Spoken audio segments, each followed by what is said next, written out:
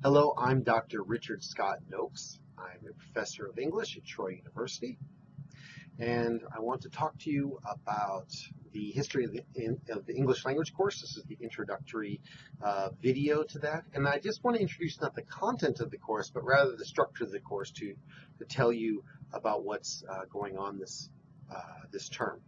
So you'll notice that every week you really have three different kinds of tasks to do. The first one is reading from your book. And some weeks the reading is great, and some weeks the reading is much less. Then there's working the workbook, and that you will probably find is 90% of what you do for this class. And occasionally you'll see there's a discussion board, though the discussion board is usually a public posting of a little answer you have in your workbook. That's something you have to look at. And then also there are these videos that you have to watch. And between these three things, this is where you're really going to sort of spend most of your time. Well, you'll notice that every 2 weeks you will have an exam. Each one is objective, worth 25% of your grade. And because of that, sometimes students will look at this and they'll say, well, the exams are all my grade. Why should I do the workbook at all? I'm spending hour after hour, and you will spend a lot of time doing the workbook, and it is very challenging sometimes. Why would I spend hour after hour doing this workbook when I'm not even getting graded on that? All I'm getting graded on is the exam. To think this way is a colossal error, and I want to warn you against it now, before you get deep into the semester. You have to think about this class a little bit more like I'm your coach rather than someone who's strictly lecturing to you. So this is rather like saying, I'm on a sports team, we're only judged by our loss and win record, so therefore I'm just going to worry about the games and I'm not going to do any of the practices or do any training. In fact, if you want to do well in the class, indeed if you want to pass the course, you need to master the materials that are in the workbook. Not just fill out the blanks, but really understand what's in the workbook. And so I have not given you any busy work. Everything that you are assigned to do in the workbook is really essential for you to learn. And indeed, even though I'm not going to be providing answers and causing distraction for things that are outside of what I've assigned to you in the workbook, I do really want to urge you to work on the other parts of the workbook too that aren't assigned to you. Always just keep working on this stuff because it's important for you to master the material itself. As you'll see, we'll go through the semester. Every 2 weeks, you will have an exam. And then the fourth exam is not cumulative per se, but honestly, if you haven't learned the material that came before, you're going to struggle to do that. And that last one is the proctored one, so make sure you have a proctor set up for that.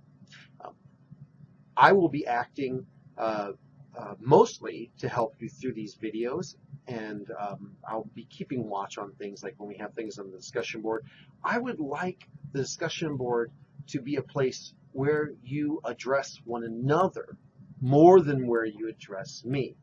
You know, I'll keep an eye on it and try to make certain that everything is going okay and people aren't breaking out into flame wars, but I will try to act more as a moderator rather than as a grader of the discussion board, because truly finding the right answer to fill out this particular blank on this page of the workbook is not important. What's important is learning the principles so that you can figure out that right answer for yourself.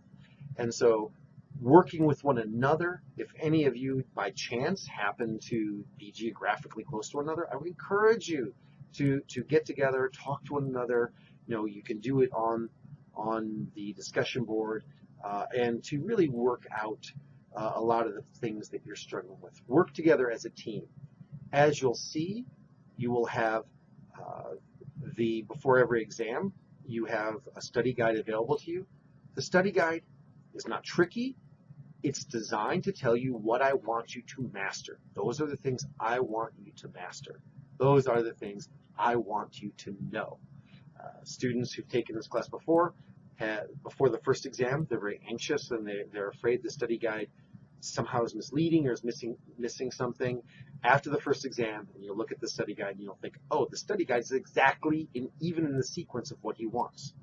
when you look at the exams themselves, I will be taking the examples, for example, of words that you're transcribing and other things. I'll be taking those from the book and the workbook. So if you study them in that way, you will find that you already have an advantage. Aside from just having the mastery, that particular example should be fresh in your mind.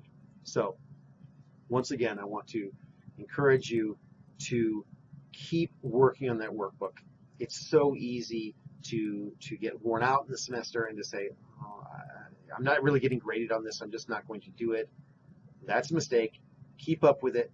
Think of it like training, and don't cram on it. Do it every day. Do some of it every day, rather than sitting down one day a week. Spending 20 minutes a day working on it is going to benefit you much more than spending 2 hours or 3 hours on one day a week doing it. Okay? I look forward to seeing you progress this semester, and I will see you again in these various videos and talk to you on the discussion board for the rest of the term.